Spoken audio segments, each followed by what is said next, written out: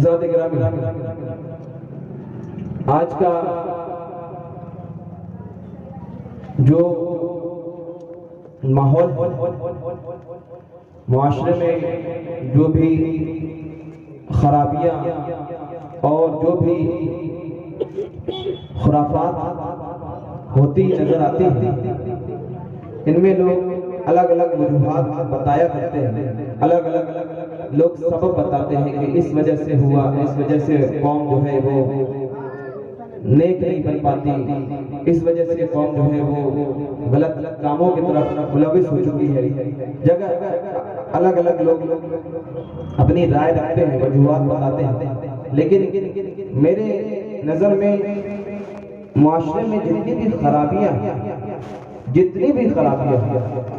उनकी सबसे असल वजह ये है कि लोग गलत सोहबत इख्तियार करते हैं, गलत लोगों के पास बैठा करते हैं, गलत लोगों के साथ बैठा करते हैं। मुत्तकी कौन नहीं बनना चाहता? मुत्तकी तो हर वो मुसलमान जो कलमा पढ़ता है वो चाहता है कि मैं परहेजगार बन जाऊं, मुत्तकी बन जाऊं, और वो कोशिश भी करता है, लेकिन मुत्तकी बन नहीं पाता। मुत्तकी बनने में वो कोशिशें तो बेशुमार करता है, मगर उसको कामयाबियां नहीं मिलती। अक्सर बेशतर ये होता है कि नमाज शुरू करें, हफ्ता दो हफ्ता पढ़े, खत्म, कोई महीना भर पढ़ गया, 2 महीना पढ़, उसके बाद फिर वो पहले के रविश में आ जाएगा।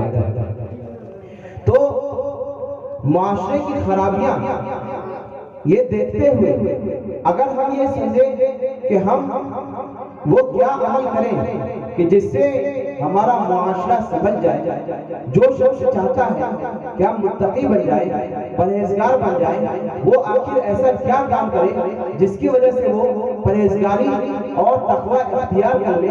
ऐसा वो क्या काम है कि जिसकी वजह से लोग मुत्तकी बन जाए? तो अल्लाह तबारक व तआला के कुरान मजीद से जब हम ये सवाल करते हैं, ऐ कुरान तू तो हर मसले का जवाब देता हुआ नजर आता है, हर मसले का इलाज तेरे पास है, हर मसले का हल तेरे पास है, तो इस मसले का क्या हल है कि हम चाहते हैं कि हम नेक बन जाए, हम चाहते हैं कि हम मुत्तकी बन जाए, हम चाहते हैं कि हम परहेजगार बन जाए, मगर नफ्स और शैतान हमें परहेजगार बनने नहीं देते। आखिर वो क्या रास्ता है जिस रास्ते पर चलकर हम मुत्तकी बन जाए? वो क्या जरिया है जिसके जरिए हम मुत्तकी और परहेजगार बन जाए? वो क्या सबब है जिस सबब से हम मुत्तकी नहीं बन पा रहे हैं? वो सबब बता दे, वो जरिया बता दे। तो कुरान बड़े फसीहो बलीग अंदाज में ये कहता हुआ नजर आता है, या अय्युहल्लज़ीना आमनू तक़ुल्लाह। ऐ ईमान वालों, तुम ये चाहते हो कि मुत्तकी बन जाओ, तुम ये चाहते हो परहेजगार बन जाओ, तुम ये चाहते हो कि अल्लाह का इबादत गुजार बन जाओ, अगर तुम ये चाहते हो कि मुत्तकी बन जाए, परहेजगार बन जाए, अगर तुम ये चाहते हो कि अल्लाह के मुकर्रम बंदों में तुम्हारा शुमार हो, अगर तुम्हारी ये ख्वाहिश है, अगर तुम्हारी ये तमन्ना है, तो तुम्हें सिर्फ मस्जिद का कोना पकड़ने की जरूरत नहीं है, सिर्फ तुम्हें काबे का तवाफ कर लेना जरूरी नहीं है, सिर्फ तुम्हें ज़कात और सदक़ात अदा कर लेना काफी नहीं है, सिर्फ इबादत तुम्हें मुत्तकी न बनाएगी, सिर्फ तुम्हें सजदे कर लेना मुत्तकी न बनाएगी, सिर्फ अल्लाह की तस्बीह तहलील कर लेना तुम्हें मुत्तकी न बना सकेगी। अगर तुम्हें मुत्तकी बनना है तो अल्लाह के इस फरमान पर अमल करो, या अय्युहल्लज़ीना आमनू तक़ुल्लाह। ऐ ईमान वालों, मुत्तकी बनो, अल्लाह का तक़वा इख्तियार करो, और उसकी सिर्फ एक वाहिद सूरत है, वकूनू मअस-सादिक़ीन। मेरे नेक बंदों के पास, मेरे सच्चे बंदों के साथ बैठना शुरू कर दो। नारे तकबीर, नारे तकबीर, नारे रिसालत, मसलके आला हज़रत उलमाए अहले सुन्नत। वलियों के पास बैठोगे तुम नेक बन जाओगे, औलिया के पास बैठोगे तुम नेक बन जाओगे, उलमा के पास बैठोगे तुम नेक बन जाओगे। सोहबत मेरे वलियों की इख्तियार करोगे, शर्फ तुम्हें ये अता करूंगा कि अपना करीब और अपना मुकर्रब बंदा तुम्हें बना लूंगा। कोई भी चीज हो, अब इंसान जो है वो कुछ भी इख्तियार कर ले, मगर अल्लाह ताला ने तकवा इख्तियार करने का जो रास्ता बताया है वो सिर्फ ये है, कुनू मअ सादिकीन, सच्चों के साथ।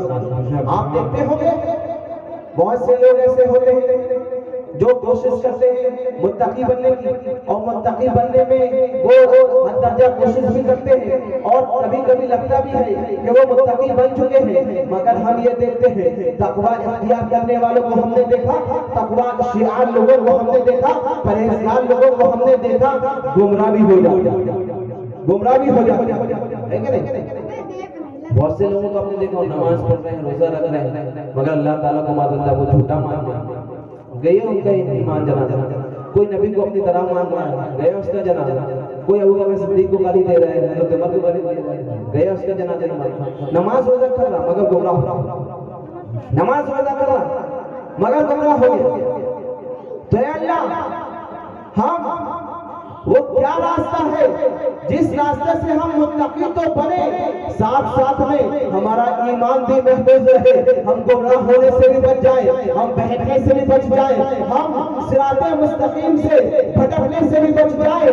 मौला वो तरीका बता दे, वो रास्ता बता दे जिस रास्ते पर अगर हम चले तो कोई माई का लाल हमें गुमराह न कर सके, कोई भी मुनाफिक हमारा ईमान छीन न सके, शैतान हमें गुमराह न कर सके। क्योंकि मौला हमने देखा है नमाज पढ़ने वाले को हमने गुमराह होते हुए देखा है, नमाज पढ़ने वालों को, सजदे करने वालों को गुमराह होते हुए देखा है, रोजे रखने वालों को हमने गुमराह होते हुए देखा है, ज़कात देने वालों को हमने गुमराह होते हुए देखा है, हज करने वालों को हमने गुमराह होते हुए देखा है, कुरान पढ़ने वालों को हमने गुमराह होते हुए देखा है, हदीस पढ़ने वालों को हमने गुमराह होते हुए देखा है। बुखारी पढ़ने वाले गुमराह हो जाते हैं, अरे मुस्लिम पढ़ने वाले बहक जाते हैं, सुनन नसाई पढ़ने वाले बहक जाते हैं, सुनन अबू दाऊद पढ़ने वाले बहक जाया करते हैं, सुनन तिरमिज़ी पढ़ने वाले बहक जाया करते हैं, तिरमिज़ी पढ़ने वाले बहक जाया करते हैं, मिशकात शरीफ पढ़ने वाले बहक जाया करते हैं। अरे बड़ी बड़ी किताबों का मुताला करने वाले अपने आप को अक्लमंद और बहुत ज्यादा अपने आप को लोगों से समझदार समझने वालों को मौला हमने गुमराह होते हुए देखा है। उनके हाथों में कुरान था मगर गुमराह नजर आ रहे थे, उनके हाथों में हदीस थी मगर गुमराह नजर आ रहे थे। मौला हम क्या करें कि हदीस भी पढ़े, कुरान भी पढ़े और गुमराह ना हो। तो अल्लाह को पता है सिर्फ हदीस पढ़ लेने से अपना ईमान नहीं बचा सकते, सिर्फ कुरान पढ़ लेने से अपना ईमान नहीं बचा सकते, सिर्फ मस्जिद का कोना पकड़ लेने से अपना ईमान नहीं बचा सकते, सिर्फ काबे का तवाफ कर लेने से अपना ईमान नहीं बचा सकते। अगर तुम्हें गुमराह होने से बचना है तो मेरे इस अमल पर, इस हुक्म पर अमल करो। या अय्युहल्लज़ीना आमनू तक़ुल्लाह, ऐ ईमान वालों अल्लाह का तक़वा इख्तियार करो, वकूनू मअ सादिकीन, और मेरे नेक बंदों के पास बैठा करो, मेरे वलियों के पास बैठा करो, मेरे उलमा के पास बैठा करो। मेरे मौत के पास बैठोगे गुमराह नहीं होगे, मेरी नवाज के पास बैठोगे गुमराह नहीं होगे, हमारी सफात के पास बैठोगे गुमराह नहीं होगे, मखदूम अशरफ के पास बैठोगे गुमराह नहीं होगे, आला हज़रत के पास बैठोगे गुमराह नहीं होगे, ताज शरिया के पास बैठोगे गुमराह नहीं होगे, अलीफ़ मिल्लत के पास बैठोगे गुमराह नहीं होगे, मेरे वलियों के पास बैठोगे तो कभी तुम गुमराह नहीं होगे। सुभान अल्लाह, नारे तकबीर, नारे रिसालत, मसलके आला हज़रत, सुभान अल्लाह, सुभान अल्लाह, सुभान अल्लाह। मेरे वलियों के पास बैठो गुमराह नहीं होगे, उलमा के पास बैठोगे कभी तुम्हारा ईमान कोई छीन नहीं सकता। कभी तो हमारे इमाम कहते हैं, मेरे इमाम आला हज़रत कहते हैं कि या रसूल अल्लाह तेरे गुलामों का नक्शे कदम है राह खुदा, वो क्या बहक सके जो ये सुराग लेके चले। नारे तकबीर, नारे रिसालत, सरकार की आमद, सरकार की आमद। सुभान अल्लाह, सुभान अल्लाह।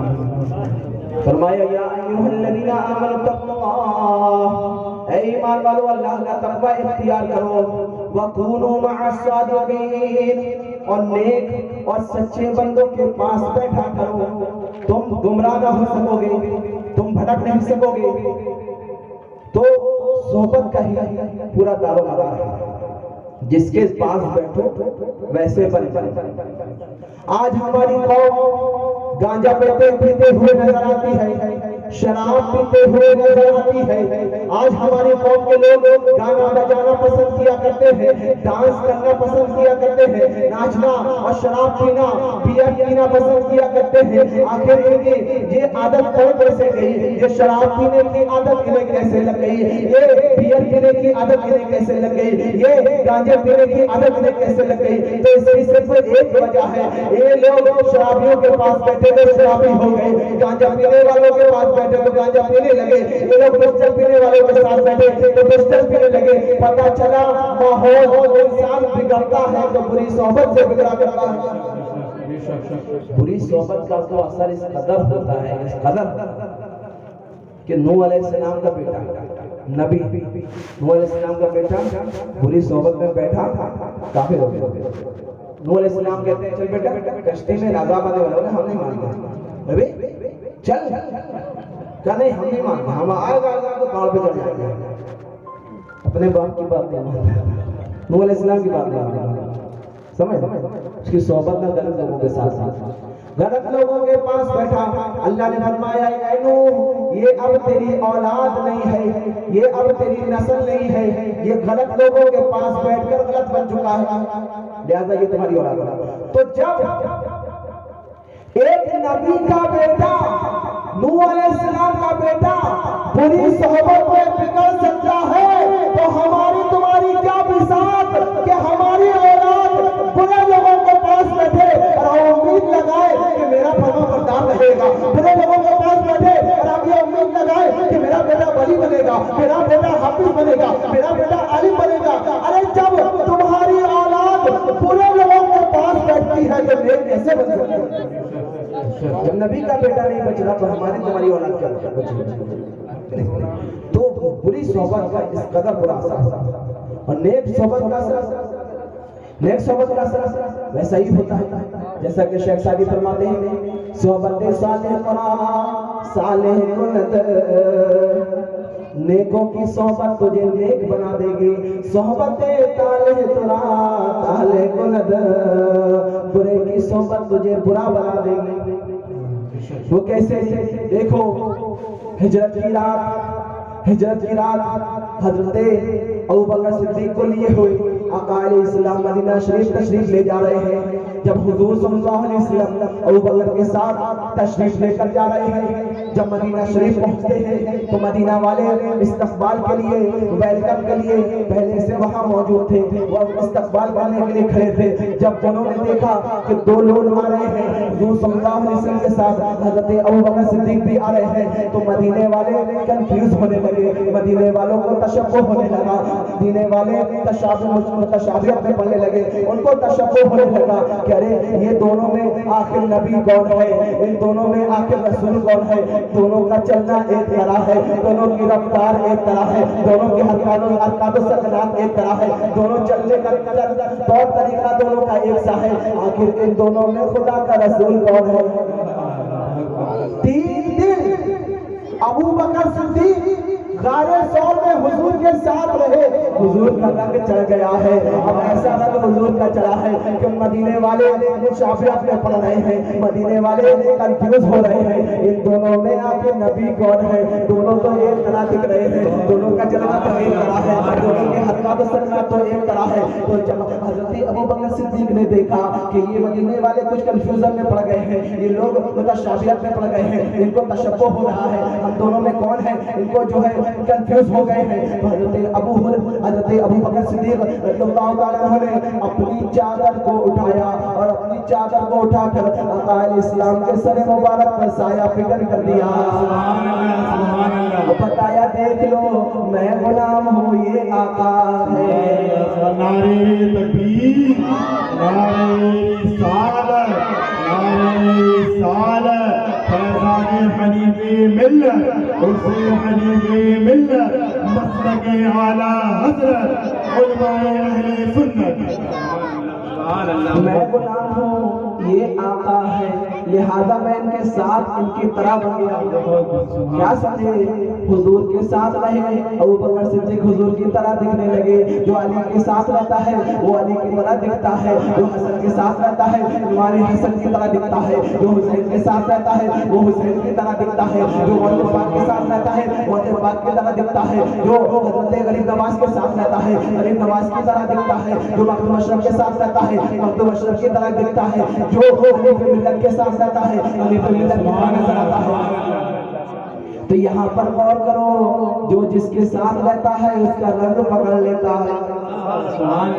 मेराज की रात आका अलैहिस्सलाम लामका पे तशरीफ ले गए और वहाँ फरमाते हैं कि मेराज का सफर बज़ाहिर जो है सेकंड भर का था।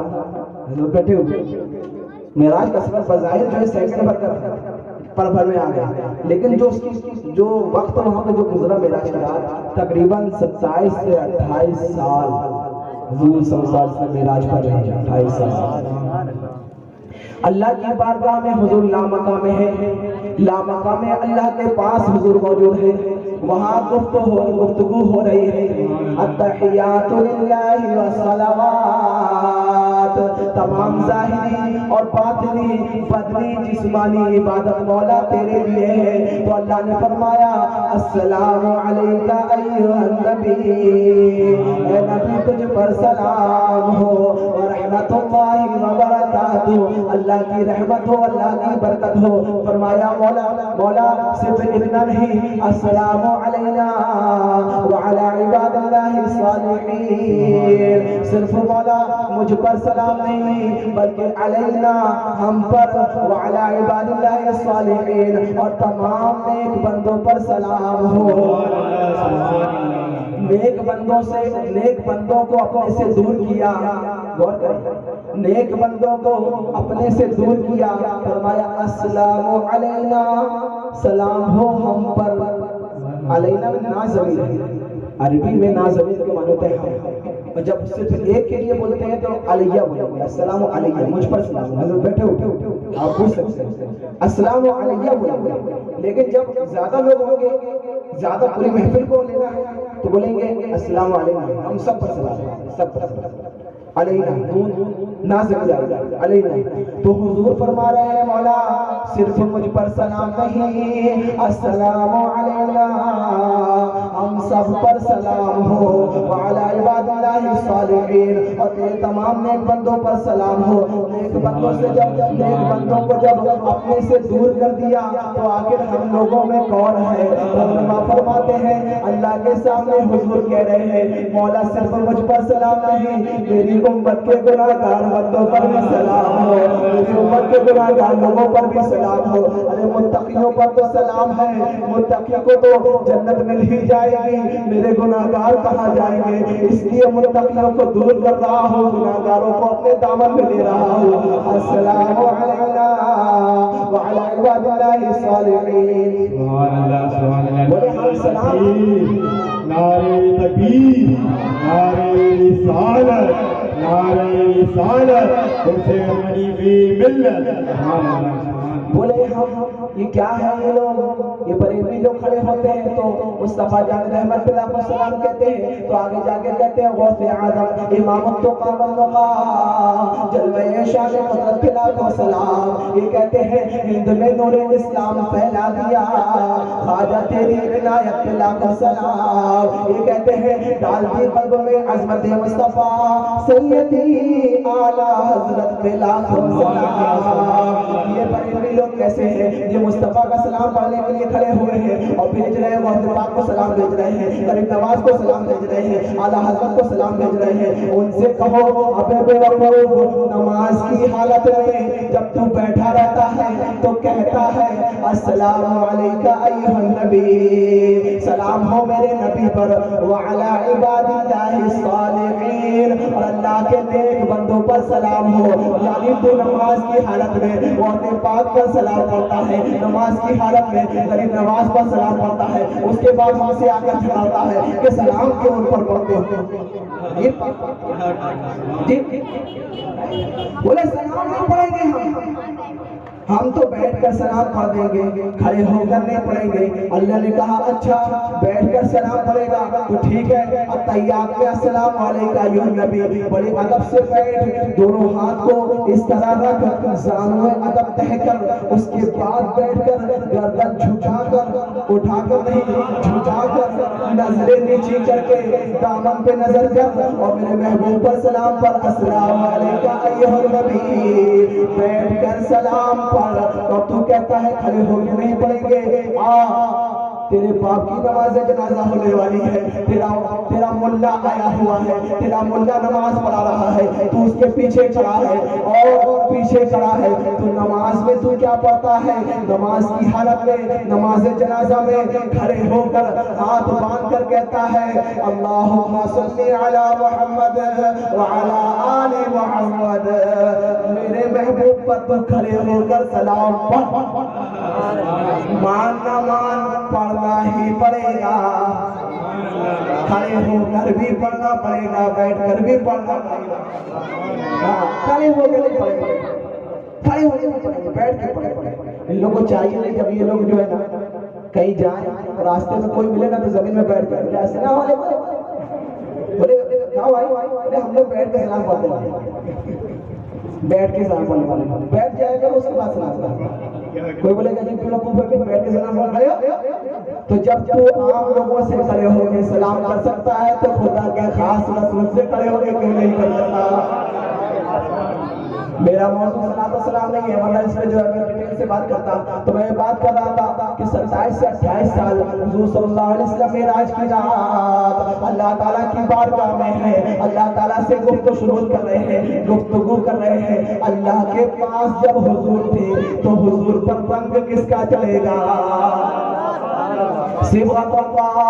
अल्लाह का रंग, वमन अहसन मिनल्लाहि सिबगा, सबसे बेहतरीन रंग तो अल्लाह का रंग है।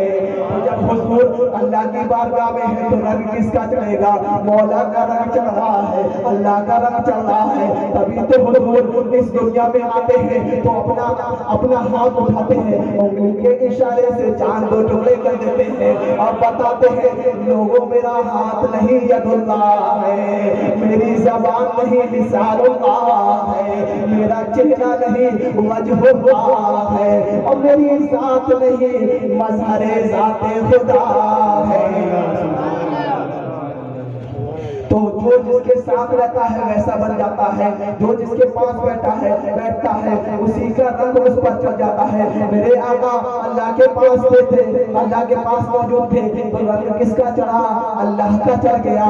तभी तो हुजूर फरमाते हैं मन रानी फक़द राल हक़, जिसने मुझे देखा उसने अल्लाह ताला को देख लिया।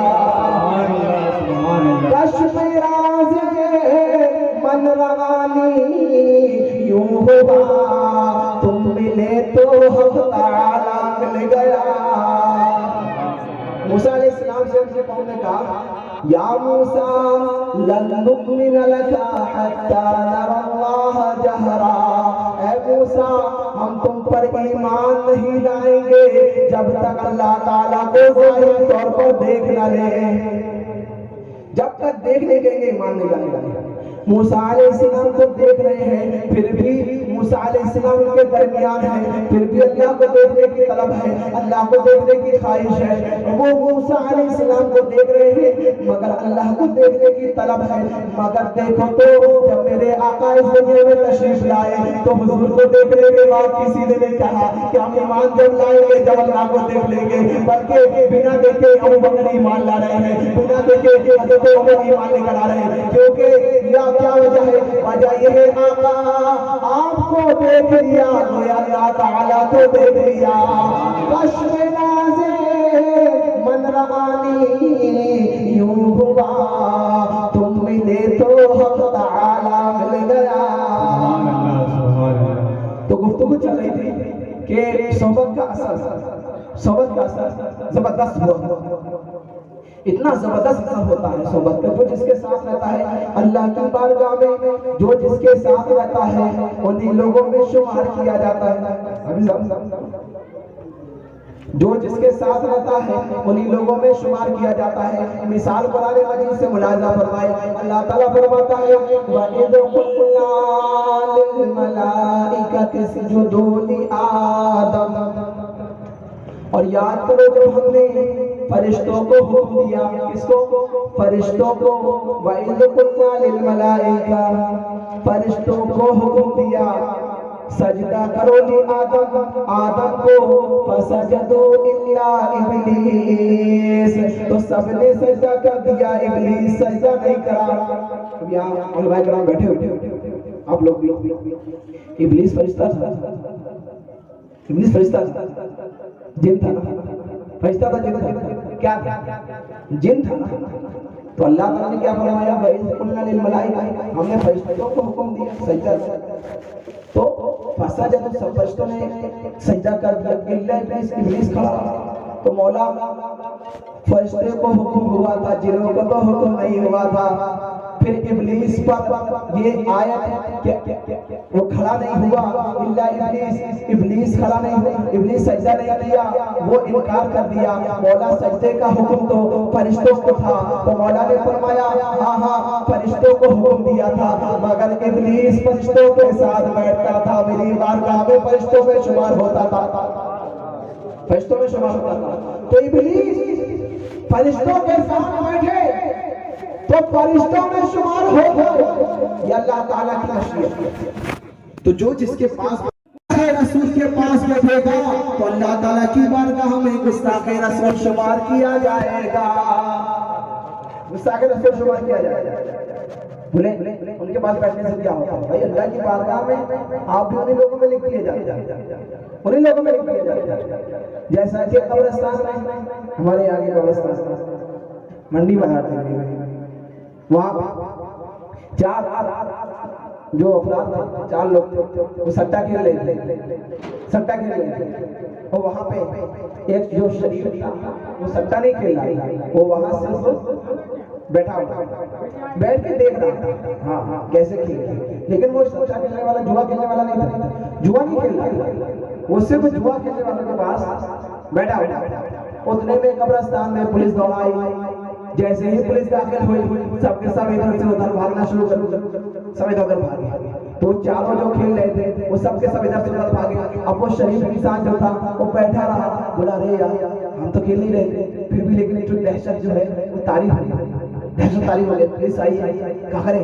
तो उसने क्या किया, उसने कब्र की तरफ फेर लिया और कब्र की तरफ खड़े होकर पढ़ने लगा, या अय्युहल काफिरून ला अअबुदु मा ता'बुदून। पुलिस आई, आकर कहा क्या कर रहे हो? देखने में फातिहा पढ़ रहे हैं। अच्छा फातिहा पढ़ रहे हैं, किसकी खबर है? बोले मेरे वालिद साहब की खबर है, मेरे वालिद साहब की खबर है। पुलिस वाले ने कहा अबे ये तो किसी छोटे बच्चे की खबर है। बोले हाँ मेरे वालिद साहब बचपन में ही इंतकाल कर गए थे। पकड़ा पुलिस, चल चल चल चल अभी हमने देखा 4 लोगों के साथ खड़ा था, 4 लोगों के पास बैठा, चल। बोले हम नहीं खेले थे, हम नहीं खेले थे। तो कर कहाँ रहा था? बस हम बैठे थे। अबे तुझे मालूम नहीं, मुजरिमों के पास बैठने वाला मुजरिम करार दिया जाता है, चोरों के पास बैठने वाला चोर करार दिया जाता है, सट्टा खेलने वालों के साथ बैठने वाला सट्टा खेलने वाला शुमार किया जाता है। अरे ओ मेरे दोस्तों, शराबियों के पास बैठने वाला शराबी माना जाता है, तो वहाबियों के पास बैठने वाला भी वहाबी माना जाएगा। लिहाजा मुनाफिकों से दूर रहिए, मुनाफिकों से दूर, उनसे बिल्कुल कोई भी दोस्ती नहीं, बिल्कुल दूर रहा। तो बस मैं अपने गुफ्तगू को जो है अपने गुफ्तगू की तरफ चलता हूँ। आखिरी बातें मैं आपके सामने पेश करता हूँ। हज़रत इमाम जलालुद्दीन सूती रहमतुल्लाह अलैह बहुत बड़े बुजुर्ग हैं, उन्होंने अपनी किताब शरह सुदूर में एक वाक़या नकल फरमाया। फरमाते हैं इमाम जलालुद्दीन सूती कहते हैं एक गांव में एक जगह एक कफन चोर था, वो कफन चुराया करता था। वो लोगों के कफन चुराया करता था। जब कोई मर जाता था तो उसकी नमाज जनाजा में शामिल होता था, उसके साथ चलता था, नमाज जनाजा पढ़ता था। जब लोग उसको कब्र में दफना देते तो उस कब्र पे वो निशान लगा देता था। उसके बाद वहां जाता था, रात में उठता था, जाता था, फिर जाकर उस कब्र को खोदकर कफन निकाल लिया करता था, मुर्दों को नंगा कर देता था। ऐसे ऐसे बदमाश पड़े हैं कि मुर्दों को नंगा करते हैं। बहुत से लोग सोचते होंगे कि अरे मुर्दों को नंगा कर, अरे वो तो जमाना था मुर्दों को नंगा करते थे, आज का वो जमाना है जिंदों को नंगा करते। कितने जब से मोदी सरकार आई है यहाँ रेप हो रहा, वहाँ रेप हो रहा, वहाँ बलात्कार हो रहा। तो पहले कफन चोरते, अभी सर चुराने वाले लोग। तो इमाम जलालुद्दीन सूरी फरमाते हैं वो कफन चुराने वाला था, वो लोगों के कफन चुराता था। वही एक बुजुर्ग थे, वही एक अल्लाह के वली थे। जब उनको बीमारी ने पकड़ा, जब उन्हें ये एहसास हुआ कि अब मेरा आखिरी वक्त आ गया है, तो उन्होंने उस चोर को बुलाया, उस कफन चोर को बुलाया, बुलाकर कहा सुन देख, मेरे को पता है तू चुराया करता है, तू कफन चुराता है, तू कफन चुराया करता है, देख जितना कफन लगता है 10 मीटर लगता है, तू मेरे से 20 मीटर ले ले, 20 मीटर ले ये पैसा भी रख ले, इतना पैसा भी रख ले, मगर खुदा के वास्ते मुझे कब्र में मुझे नंगा ना करना, मेरा कफन ना चुराना, जो चुराना है वो अभी से ले। नहीं नहीं हजरत कैसी बात कर रहे हैं, हम थोड़ी ना लोग बदनाम करती है मेरे को, हम थोड़ी ना। बोले ठीक है जो भी है, बहर सूरत तू जो है वो ये पैसा ले ले, अपने घर वालों के लिए ले जा, ये पैसा ले जा, कपड़ा ले जा, मगर खुदा के वास्ते मेरे कब्र में नहीं आना, मेरे को उसको मेरी कब्र में मुझे नंगा ना करना, मुझे नंगा होने में शर्म आएगी, मुर्दों के सामने मुझे शर्मिंदा ना करना। वो कहता अच्छा ठीक है, उठाया तो ठीक है, मुआहदा हो गया, वादा ले लिया, ठीक वादा अब कुछ दिन के बाद हजरत का इंतकाल हो गया, कुछ दिन के बाद हजरत विसाल फरमा गए। तो वो चोर वो आया, नमाज़े जनाजा पढ़ा, हमारे जनाजा पढ़ के पीछे पीछे चल रहा है और दिल में ये ख्याल कर रहा है हजरत तो चले गए हैं, अब तो कौन मना करने वाला है, डबल डबल फायदा है, पहले ही ले लिए और फिर से ले लिए। दोबारा उसने गया और जाकर कब्र को पहचान लिया, वापस आया और रात के अंधेरे में उठा, फिर गया और जाकर कब्र को खोदी हजरत और उस बुजुर्ग की कब्र को खोद रहा है। खोदते खोदते जब कब्र खुलती है तो उसके अंदर हाथ डालता है और अपना आधा जिस्म उसके अंदर डाल देता है और कफन पकड़ के जैसे ही खींचने वाला था उतने में हजरत ने उसका हाथ पकड़ लिया, हाथ पकड़ लिया, कहा मैंने मना किया था, मेरा कफन नहीं चुराना, फिर भी आ गया। मारे दहशत से वही कांपने लगा और उसको वही ऐसा सख्ताकारी हुआ, ऐसा उसे ऐसा जबरदस्त झटका लगा कि वहीं पे उसका इंतकाल हो गया, वहीं मर गया, आधा कब्र के अंदर आधा वहां। जाहिर से बात है भाई, ऐसा कोई मामला पेश आएगा तो इंसान तो इस दुनिया से निकल लेगा। अब जैसे एक चोर जो है भागता हुआ, चोर पुलिस से भागता हुआ कब्रिस्तान की तरफ भागा, कब्रिस्तान में जुड़ गया, क्योंकि चोरों के छुपने और शराबियों और जुआरियों के लिए अच्छा जगह है कब्रिस्तान, वही घुस के जो है वो नशा भी कर लेते हैं, छुप भी जाते हैं। तो पुलिस वाले दौड़ा रहे थे तो वो चोर दौड़ता हुआ कब्रिस्तान में आया और जाकर एक फूटी कब्र देखा, फूटी कब्र में जाके घुस गया, फूटी कब्र में जाके घुस गया और उसी फूटी कब्र के बाजू में एक मुल्ला जी खड़े होकर झूम झूम कर फातिहा पढ़ रहे थे, फातिहा पढ़ रहे थे, किरात कर रहे हैं झूम झूम कर। अब वो चोर थोड़ी देर कब्र के अंदर रहा, थोड़ी देर के बाद कब्र से हाथ निकाल कर उस फातिहा पढ़ने वाले से कहता है भाई साहब पुलिस चली गई, भाई साहब पुलिस चली गई। भाई साहब ने कैसे ही देखा कब्र से हाथ निकला है, मुर्दा पूछ रहा है पुलिस चली गई, तो यहाँ पर इसकी छुट्टी पिट्टी गोल हो गई, ये वहीं से गिरा जमीन पे। तो जाहिर सी बात है कोई भी देखे वो कब्र से मुर्दा पूछ रहा है, कहा तो वैसे ही वो चोर था, वो भी जो है जब हाथ अंदर किया, जैसे ही हजरत ने पकड़ लिया, अरे मुर्गे बोलते भी हैं, वहीं उसको हाथ आ गया, वहीं उसका इंतकाल हो गया। जब उसका इंतकाल हुआ, सुबह को लोग आए, उसको देखे, उसको उठाया, उसका कफन पहनाया, गुस्ल करके उसको कफन पहनाकर नमाज जनाजा पढ़कर उसको दफन कर दिया। इमाम जलालुद्दीन सुन्नी फरमाते हैं, कुछ दिनों के बाद किसी ने उसको ख्वाब में देखा, किसी ने ख्वाब में देखा और देखा तो बड़ा खूबसूरत कपड़ा पहने हुए हैं, चेहरे पर सुरूर है, चेहरे पर मसरत है, चेहरा खुशहाल नजर आ रहा है, चेहरे पर नूर नजर आ रहा है, वो खुशहाल नजर आ रहा है, बहुत खुशी के आसार उसके चेहरे पर नजर आ रहे हैं। तो पूछने वाले ने पूछा, अबे तू तो चोर था, इतना खुश क्यों है, इतना खुश क्यों? बोला अल्लाह ताला ने मेरी मग़फ़िरत फरमा दी, अल्लाह ने मेरी मग़फ़िरत फरमा दी। बोले तू चोर, कफन चोर, तेरी मग़फ़िरत होगी, मुर्दों को जिंदा करने वाले, तेरी कैसे मग़फ़िरत हो सकती, तू कैसे बख्शा जा सकता है, तेरी कैसे मग़फ़िरत होगी? कहा हाँ हाँ मुझे बख्श दिया गया। यही सवाल मैंने मौला से कहा, मौला ताला क्या वजह है मुझे बख्श दे रहा है, क्या वजह है मुझे बख्श दिया है, क्या वजह है मेरे गुनाहों को नहीं देखा, मेरी खताओं को नहीं देखा, मेरी खताओं को दरगुजर करके मुझे बख्श दिया है, मौला क्यों बख्श दिया, वो वजह तो बता दे। तो अल्लाह ने फरमाया, आखिरी वक्त में तेरा हाथ मेरे वली के हाथ में था। मेरे वली ने कहा, मौला दस्तगीरी करने वाले की इज्जत हुआ करती है, जो लोगों का हाथ पकड़ा करता है उसकी इज्जत होता हुआ करती है। मौला इस चोर की मैंने जिस तरीके भी जैसे भी मैंने हाथ पकड़ तो लिया है, मौला मेरी इज्जत का, मौला ताला मेरी इज्जत का, मेरे इज्जत को देखते हुए, मेरी शान और मेरी तेरी बारगाह में जो शराफत है उसको देखते हुए, मौला ताला तू बेनियाज है, तू गफूर रहीम है, इस बंदे को माफ फरमा दे, मेरे हाथ में हाथ है, मौला माफ फरमा दे। लोग कहेंगे चोर का हाथ था वली के हाथ में, फिर भी जहन्नम में चला गया, मौला इसे माफ फरमा दे। अल्लाह के मेरे वली के हाथ में किसी का हाथ हो और उसे जहन्नम अता कर, जहन्नम में डाल, ऐसा नहीं हो सकता। लिहाजा मैंने बख्श दिया तुझे अपने वली की हाथ में हाथ होने की वजह से। अल्लाह की बारगाह में वलियों का ये मकाम और मर्तबा है।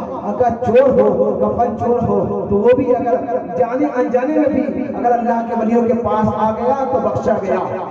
लिहाजा हमें चाहिए कि हम और आप अल्लाह वालों के पास बैठे, अल्लाह वालों के संगत में रहे, अल्लाह वालों के कबूल में हाजिर हो, इसी से हमारी निजात है। क्योंकि अल्लाह ताला इबादत नहीं देखता, अल्लाह ताला निस्बत देखा करता है। असहाबे कहफ का कुत्ता, असहाबे कहफ का कुत्ता, उसने इबादत नहीं की थी, उसने सजदे नहीं किए थे, उसने नमाज नहीं पढ़े थे। असहाबे कहफ का कुत्ता, हुजूर फरमाते हैं हश्र के मैदान में असहाबे कहफ का कुत्ता कितमीर लाया जाएगा तो अल्लाह ताला उसे इंसान बनाकर जन्नत में डालेगा।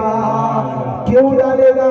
मौला कुत्ते को इंसान बनाकर जन्नत में क्यों डालेगा? फरमाया मेरे वलियों के पास बैठा करता था, असहाबे कहफ के पास बैठा करता था। जो मेरे वलियों के पास बैठे उस कुत्ते का भी मर्तबा मेरी बारगाह में बड़ा होता है। तभी तो हम कहते हैं कि हम तो गौस के दर के कुत्ते हैं, हम तो गरीब नवाज के दर के कुत्ते हैं। अरे जब असहाबे कहफ का कुत्ता अल्लाह की बारगाह में शर्फ पा गया तो असहाबे कहफ से ज्यादा अफजल व आला गौसे पाक के दर का कुत्ता क्यों नहीं कुर्ब पाएगा खुदा का, क्यों नहीं उसका मकाम मर्तबा होगा। लिहाजा हम गौसे पाक के दर के कुत्ते हैं। अल्लाह ताला हमारे लिए बख्शिश व मग़फ़िरत फरमाएगा। वक्त हो गया है, तमाम हजरत जो है बैठे रहे, हजरत का तो बयान होगा और उसके बाद सलात व सलाम इख्तिलाम तमाम हज़रात तबर्रुक लेके जाएंगे। कोई भी अपनी जगह से उठेगा नहीं। अल्लाह ताला से दुआ है अल्लाह ताला इस महफिल को अपनी बारगाह में कबूल फरमाए और इस महफिल में जो भी लोग शिरकत करे हैं सबको अल्लाह ताला अपने बुजुर्गों के सदक़े में सबको अपने मुकर्रब बंदों में शामिल फरमाए। सबको अल्लाह ताला इस माह शाबान मुअज़्ज़म की बरकत से सबको बख्श दे, सबकी मग़फ़िरत फरमाए। व आखिरु दाअवाना अनिल हम्दुलिल्लाहि रब्बिल आलमीन। अस्तगफिरुल्लाह रब्बी मिन कुल्लि ज़ंबिन व अतूबु इलैहि अशहदु अन ला इलाहा इल्लल्लाह व अशहदु अन्ना मुहम्मदन अब्दुहु व रसूलुहु।